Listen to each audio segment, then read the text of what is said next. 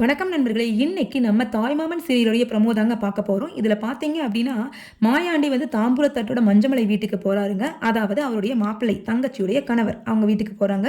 மாப்பிள்ளை அழகருக்கும், பூங்கொடிக்கும் எப்டி எப்டியோ நடக்க வேண்டிய திருமணம் எப்டி எப்டியோ நடந்து முடிஞ்சிருச்சு. அதை பாடி நம்மளும் விட்டுறக்கூடாது இல்லைங்களா? அதனால நம்ம அவங்க வாழ்க்கையில நல்லா இருக்கணும் அப்டிங்கிறதுக்காக நம்மளா சேர்ந்து ஒரு சுமங்கலி பூஜை வச்சிருக்கோம். அதே மாரி அவங்களுக்கு பூங்கொடிக்கு சடங்கு பண்ணிட்டு, கல்யாணத்தையும் நல்லபடியா முடிச்சு வைக்கணும் அப்டின்னு நெனைக்கிற மாப்பிள்ளை, தயவு செஞ்சு நம்ம குடும்பத்தோட சேர்ந்து இத பண்ணோம் அப்படின்னா நல்லாயிருக்கும். நம்ம ஆசீர்வாதமும் அவங்களுக்கு கிடைக்கும். அதனால உங்ககிட்ட அழைப்பு விடுத்துட்டு போலான்னு வந்திருக்கோம் அப்படின்னு தாம்பூலத்தட்டோட நிக்கிறாருங்க.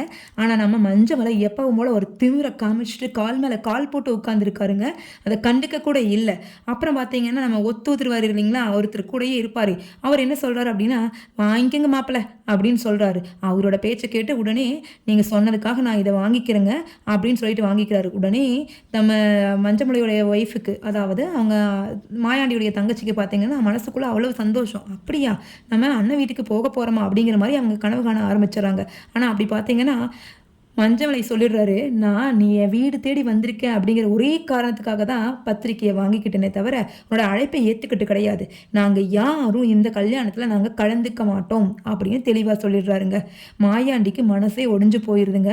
"கண்டிப்பா மாப்பிள்ளை, உங்களுடைய வரவை நாங்களும், எங்களுடைய குடும்பமும் எதிர்பார்த்து கொண்டு தான் இருப்போம்." அப்படின்னு சொல்லி ரொம்ப பணிவா விடைபெறாருங்க நம்ம மாயாண்டி. வீட்டுக்கு வந்த உடனே தாங்க ஒரு பெரிய கச்சேரியே நடக்க போகுது. வந்த உடனே அழகர் கேட்குறாரு, "ஏன்பா, எங்க அந்த மஞ்சமலை வீட்டுக்கு போயிருந்தீங்களாமே?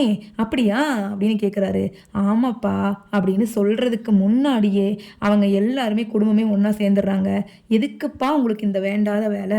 அவன் யாரு? அவன முதல்ல நம்மள ஒரு நாளாவது மதிச்சிருக்கானா? அவன் வீட்டுக்கு எதுக்குப்பா போனீங்க?" அப்படின்னு கேட்குறாருங்க.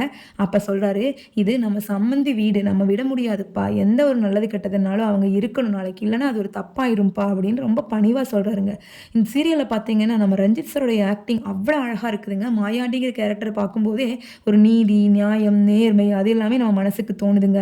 ஆனா அழகர் சொல்றாரு, "நீங்க பண்ணுங்கப்பா. நான் சொன்னா கேட்க மாட்டீங்க. இந்த பூங்கொடியும் அவங்க அப்பா மாரி ஏதாவது ஒண்ணு வம்புல மாட்டி விட போறா. நம்மள அவமானப்படுத்தாம விடமாட்டா. அத தாங்கறக்கு உங்களுக்கு சக்தி இருந்துச்சுன்னா, நீங்க என்ன வேணாலும் பண்ணுங்க. அவ ஒண்ணும் உங்க மக மாரி கிடையாது. நீங்க என்ன சொன்னாலும் சரிப்பா, சரிப்பான்னு தலையாட்டுறக்கு. உங்க கௌரவத்த குலைக்கிறக்கு வந்தவ. எதுக்கும் தயாராயிக்கோங்க."